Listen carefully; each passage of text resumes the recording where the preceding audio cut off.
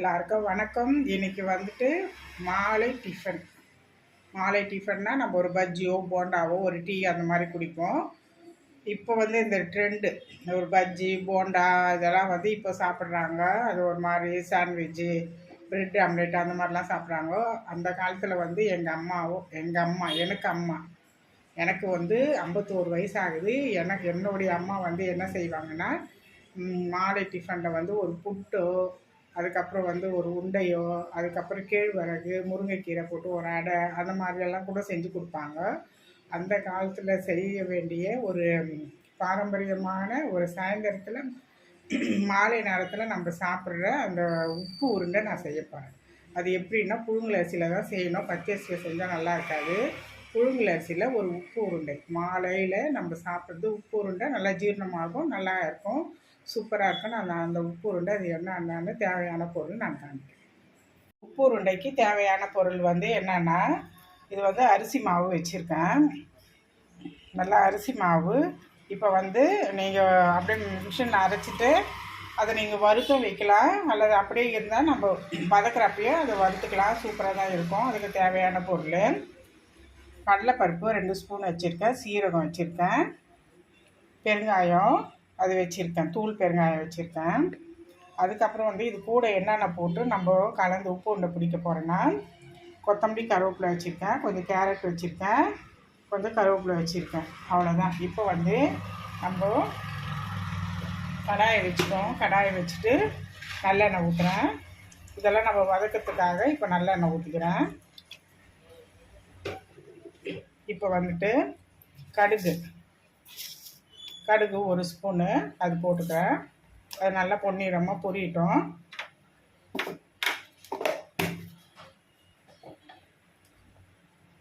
நல்லா பொரிஞ்சோன்னா நம்ம கடலை பருப்பும் நம்ம சீரகமாக வச்சுருக்கோம், அது போட்டுக்கலாம்.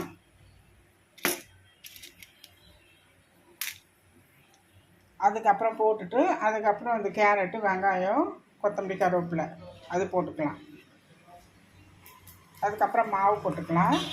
அதுக்கப்புறம் துருவின தேங்காய் இருக்குது, அதே போட்டு நம்ம எல்லாத்தையும் வதக்கி எடுத்துகிட்டு அதுக்கப்புறம் உண்டை பிடிச்சி நம்ம இட்லி சட்டியில் ஆவி கட்டலாம்.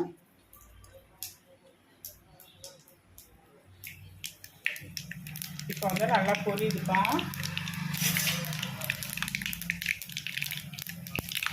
இந்த ஸ்டவ்வில் இது ஒன்று செய்கிறேன், இன்னொரு ஸ்டவ்வில் வந்து என் பையனுக்கு தேவையானது அது பொரிக்கிறேன். அது சிக்கன் வாயில் வந்துட்டான், அதனால் அவருக்கு நாளை இரவுக்கு அவரோட சாப்பாட்டுக்கு அது பொரிக்கிறேன். அந்த அடுப்பில் அது பொரிச்சிட்டு இப்போ நல்லா பொரிஞ்சிட்டோன்னா நம்ம கடலைப்பருப்பை சீரகம் போட்டுக்கலாம். இப்போ வந்து பெருங்காயம் போட்டுக்கலாம். பெருங்காயம் கொஞ்சம் கூடுதலாக போட்டாலே நல்லாயிருக்கும். இப்போ வந்து நல்லா இது சவந்து நல்லா கடலைப்பருப்பு வந்துடுச்சு. இப்போ வந்து என்ன பண்ணலான்னா, நம்ம வந்து வெங்காயமும்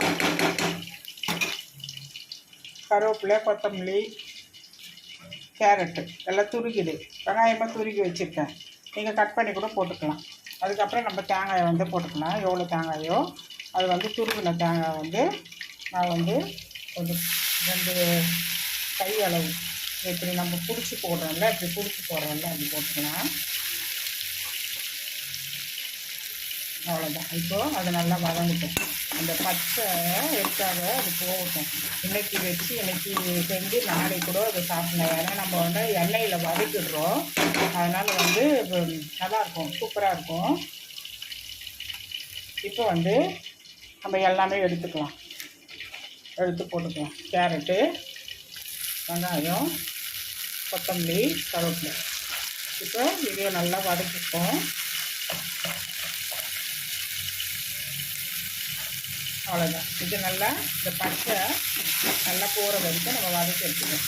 நல்லா எவ்வளோ கலர்ஃபுல்லாக இருப்பாங்க, நல்லாயிருக்கும். அதில் ரொம்ப நல்ல கலர் வந்து நல்லா சூப்பராக இருக்கும். இப்போ வந்து நம்ம வதக்கிட்டோம்னா ஆளை கூட வச்சு அழகாக ஃப்ரிட்ஜில் வச்சுட்டு திரும்ப என்ன பண்ணலாம், அது இட்லி சட்டிலே வச்சு கூட சாப்பிட்லாம், சூப்பராக இருக்கும். இப்போ இரவு நேரம் நல்ல லாங் ட்ராவல் போகிறோம். நம்ம போய் நைட்டு போகிறோம்னா காலையில் நம்ம இறங்கினோம்னா இந்த மாதிரியான டிஃபனை செஞ்சு ஒரு கார சட்னியோ இல்லை வெள்ளை தேங்காய் சட்னி அப்படி எடுத்துகிட்டு நம்ம போய்க்கலாம். சூப்பராக இருக்கும். இட்லி தான் ஊற்றி எடுத்துகிட்டு போகணும்னு அவசியம் கிடையாது. இந்த மாதிரி நம்ம எடுத்துக்கலாம். இப்போ வந்து மாவு வச்சுருக்கேன், அரிசி மாவு. நம்ம இந்த அரிசி மாவை இதில் கொட்டி நம்ம நல்லா கலரி விட்டுக்கலாம். சிம்மில் வச்சு தான் கலரணும், கீழே வந்து அடி பிடிச்சிடும். இதிலே வந்து இந்த மாவு வந்து இந்த பச்சை வாடெல்லாம் இருக்காது, நல்லா வதங்கி நல்லா வந்துடும். இப்போ சிம்மில் வச்சு வதக்கி எடுத்துக்கலாம். மாவை நல்லா வறுத்து எடுத்துட்டேன். எவ்வளோ உதிரி உதிரியாக இருக்குது பாருங்க. நல்லா மாவு நான் இதிலே போட்டு நம்ம வெங்காயம், கடுகு, கடலைப்பருப்பு எல்லாம் போட்டு நம்ம தாளித்து கொடுத்துட்டு இதை போட்டு வதக்கணும் இல்லையா. இப்போது இந்த மாதிரி தான் நல்லா உதிரி உதிரியாக வரும் நம்ம மாவு. அப்புறம் நம்ம தண்ணி ஊற்றி கொஞ்சம் உப்பு போட்டுட்டு நம்ம வந்து உருண்டை பிடிச்சிக்கலாம். இப்போது பிடிச்சிட்டு நான் வந்து எப்படி வைக்க போகிறேன்னா, ஒரு குக்கரில் வச்சு ஸ்டீம் வச்சு எடுக்க போகிறேன். நீங்கள் இட்லி சட்டினா கூட நீங்கள் இட்லி சட்டியில் எடுத்துக்கோங்க. இது கொஞ்சம் ஆவி பறக்குது. இப்போது நம்ம பிடிக்கிறதுக்கு உருண்டை பிடிக்கிறதுக்கு வராது. அதனால் வந்து நம்ம வந்து ஆறணுன்னா நம்ம பிடிச்சிக்கலாம். அந்த வேணும் இப்படி ஆயின மாவு இப்படி வரும். இது நல்லா உதிரியாக வந்து நல்லா இதிலே வந்து மாவு வந்து நல்லா ரோஸ்ட் ஆகிடுச்சு ஓரளவுக்கு. ரொம்பவும் ஆனாலும் தீஞ்சு போயிடும். இவ்வளோ தான் போதும் பாதம். அதுக்கப்புறம் உப்பு போட்டுட்டு நம்ம தண்ணி ஊற்றி அப்புறம் பிடிச்சி நம்ம வைக்கலாம். நான் வந்து இந்த பாத்திரம் வச்சுருக்கேன். உங்கள் வீட்டில் இட்லி சட்டி இல்லைன்னா கூட நீங்கள் இட்லி சட்டியில் வச்சுக்கோங்க. இந்த பாத்திரம் வச்சுட்டு இந்த துணி இருக்குது இல்லையா, இந்த வந்து இட்லி துணி தான் இது. இந்த துணியை போட்டுட்டு நான் உள்ளே இதை பிடிச்சி நான் அதுக்கப்புறம் குக்கரில் நான் வைக்கிறேன். அதை உங்களுக்கு காமிக்கிறேன். இப்படி வச்சுட்டு ஃபுல்லாக வச்சுட்டு நம்ம அதுக்கப்புறம் வந்து குக்கர் உள்ளே தண்ணி கொஞ்சம் ஊற்றிட்டு வச்சுட்டு அப்படியே நம்ம வெயிட் போடக்கூடாது. அந்த ஸ்டீம்லேயே இது ஒரு 10 நிமிஷத்துக்கு வெந்துடும் சூப்பராக. இப்போ வந்து ஆறினோன்னா நான் பிடிச்சி உங்களுக்கு காமிக்கிறேன். இப்போது குக்கரில் வச்சுருக்கேன். இது குக்கரு. இதில் தண்ணி ஒரு சொப்பு, ஒரு சம் ஃபுல்லாக இது ஒரு சொம்பு ஃபுல்லாக தண்ணி ஊற்றிட்டு இந்த பாத்திரத்தை வச்சு உருண்டை பிடிச்சி வச்சுட்டேன். நல்லா எவ்வளோ மெதுன்னு எடுத்து பாருங்கள். இது நல்லா இது வேகணும். இது எப்படியும் ஒரு 15 உருண்டை இருக்குது. நான் உருண்டை பிடிச்சி வச்சுட்டேன். நல்லா ஆவி வருது பாருங்கள் மேலே. இப்போ நம்ம என்ன பண்ணலாம், இந்த துணியை அப்படியே போட்டு மூடிட்டு இப்போ ஃபுல்லாக க்ளோஸ் பண்ணிவிட்டு அதுக்கப்புறம் இந்த குக்கர் மூடி இருக்குங்க இல்லையா, அவ்வளோதான். இது நம்ம வந்து வெயிட் போடக்கூடாது. இது ஸ்டீம்லேயே ஒரு 10 நிமிஷத்துக்கு நல்லா வெந்துட்டோன்னா நல்லா சாப்பிட்டா நல்லா சூப்பராகிடும். ஒரு கார சட்னியோ அந்த மாதிரி கூட நீங்கள் வச்சு சாப்பிட்லாம். இந்த உண்டியை என்ன பண்ணுவாங்கன்னா, திரும்பவும் கொஞ்சம் கடுகு உளுத்தம் பருப்பு போட்டு, கொஞ்சம் சீரகம் போட்டு, கொஞ்சம் பெருங்காயம் போட்டு, கருவேப்பிலை போட்டு, கொத்தமல்லி போட்டுட்டு அப்படியே தாளித்து இந்த உண்டை மேலே அப்படியே கொட்டிட்டு அதுக்கப்புறம் கார சட்னி வச்சு சாப்பிடுவாங்க. அப்படியே சாப்பிட்லாம். நம்ம இப்படி வச்சு கார சட்னியை சாப்பிட்லாம். வெறும்னா சாப்பிட்டாலும் சூப்பராக இருக்கும். நல்லா இருக்கும். நம்ம உப்பெல்லாம் போட்டுட்டோம். உண்டையில் நல்லா தண்ணி ஊற்றி பேசுஞ்சு நல்லா உண்டையில் நம்ம வச்சாச்சு. இப்போ இது வந்து இந்த ஸ்டீம் தான் வரும். இது ஒரு 10 நிமிஷத்துக்கு வந்துச்சுன்னா நம்ம ஆஃப் பண்ணிக்கலாம். இந்த பக்கம் வந்து பையனுக்கு வந்து சிக்கன் வந்து வந்துட்டுருக்கு.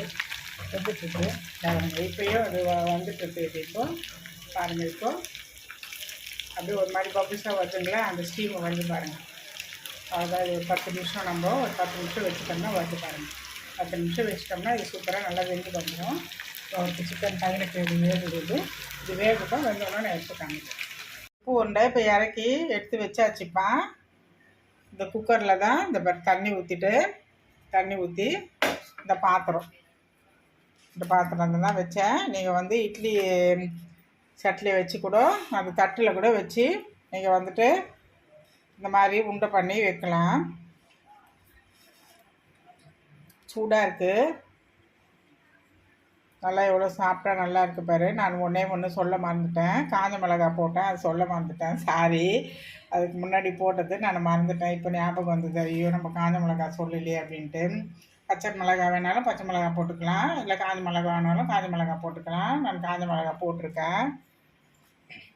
இஞ்சி கூட கொஞ்சம் சின்னதாக கட் பண்ணி போட்டுக்கலாம். ஒரு சிலது இது வாயில் தென்பட்டால் அது பிடிக்காது. நான் வந்து இஞ்சி போடல. என் பையெல்லாம் சாப்பிடுவாங்க, இஞ்சி போடல. வேணும்னா இஞ்சி கூட சின்னதாக நீங்கள் போட்டுக்கலாம். அது நல்லா தான் இருக்கும் ஃப்ளேவரு. காஞ்ச மிளகாய் போட்டிருக்கேன். அது உங்கள்கிட்ட சொல்லிடுறேன். எவ்வளோ சாப்பிட்டா எவ்வளோ சூப்பராக இருக்குங்க பாருங்க. இப்போ சூடாகவே இருக்குது. இன்னும் கொஞ்சம் ஆறுனா இன்னும் சாஃப்டாகிடும். எப்படி இருக்குது பாருங்கள். இதை நான் உங்களுக்கு உடச்சி காமிக்கிறேன். நல்லா வெந்து எவ்வளோ சூப்பராக எல்லாம் பருப்போடு எவ்வளோ வெந்து நல்லா கேரட்டு எல்லாமே நல்லா வெந்து நல்லா சூப்பராக இருக்குது பாருங்கள். அவ்வளோதான். இது ஒரு கார சட்னியோ வீட்டில் என்ன சட்னி இருக்கோ அதை வச்சு நீங்கள் யூஸ் பண்ணி சாப்பிட்டுக்கலாம். சூப்பராக இருக்கும். வெறும்னா கூட சாப்பிட்லாம், நல்லாயிருக்கும். அவ்வளோதான், உப்பு உருண்டை ரெடி.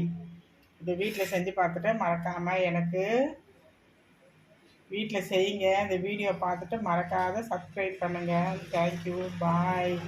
உப்பு உருண்டை மாலை நேரத்தில் சாப்பிட்லாம், காலை நேரத்துக்கும் சாப்பிட்லாம். இது நல்லாயிருக்கும். இது வயசானவங்க கூட இதை நம்ம வந்து ஆவியில் வந்து வேக வச்சு எடுக்கிறோம். அது வயசானவங்களாம் கூட நல்லா சாப்பிட்லாம். அது சாப்பிட்டா இருக்கும். பல் கொஞ்சம் இல்லாதவங்க கூட இது வயசானவங்களுக்கு நம்ம வீட்டில் இருந்துடலாம், அவங்களுக்கு கொடுக்கலாம். இது சூப்பராக இருக்கும்.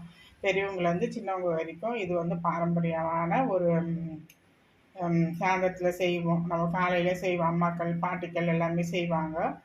அந்த இது தான் நான் செஞ்சுருக்கேன். நீங்கள் வீட்டில் செஞ்சு பாருங்கள். தேங்க்யூ, பாய்.